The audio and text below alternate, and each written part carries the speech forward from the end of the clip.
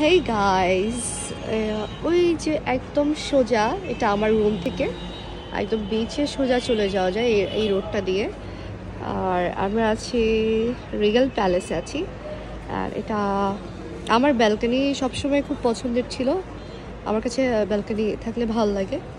আর এই যে Rigel star কাবাব restaurant, এটাতে আমরা যদিও খাইনি, খাবার অ্যাভারেজ আছে আর খাবার অতটা ভালো বলা যায় না, বাট ভর্তার আইটেমগুলো মোটামুটি ভালো আছে। আজকে চাঁদ কিছুই ওঠেনি, খুবই ফগি অবস্থা, ঠান্ডা কুয়াশা। তো আমি আমার ব্যালকনি থেকে সুন্দর করে বসে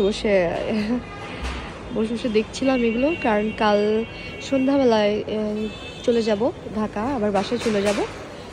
বাসায় গিয়ে এই জায়গাটা অনেক মিস করবো, কারণ এত ঠান্ডার মধ্যে আমরা বিচে গিয়েছি, মজা করেছি, খুব মিস করবো। অ্যান্ড আমার যেহেতু জন্ম চিটং, আমি বাইবর্ন চিটংয়ে, তো আমার কাছে কক্সবাজারটা হচ্ছে আমার সেকেন্ড হোম। আমার কাছে খুব ভালো লাগে এটা, আমার কাছে পিস, মানে আমার মাইন্ডটাকে কাম করার জন্য আমার কাছে সব দিক দিয়ে এটা অনেক ভালো লাগে।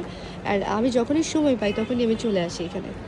আমার কাছে খুব খারাপ লাগছে যে আমি কাল এখানে আর থাকবো না, হয়তো কিছুদিন পর আবার আমি আমার ভ্যাকেশনে আসবো এখানে, এটাই বলতে চাচ্ছি। না, ছোট্ট একটা স্মৃতি আমার মোবাইলে রেকর্ড করে রেখেছি। আর এই যে বৈশাখী রেস্তোরাঁ যেটা দেখা যাচ্ছে, এটার খাবার গরুর মাংস ভুনা। অ্যান্ড এখানে কলাতুলি একটা রেস্তোরাঁ ওটাতেও অনেক ভালো পাওয়া যায়।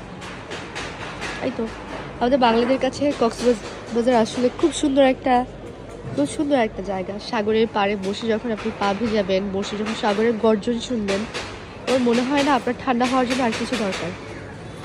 So see you soon. Bye.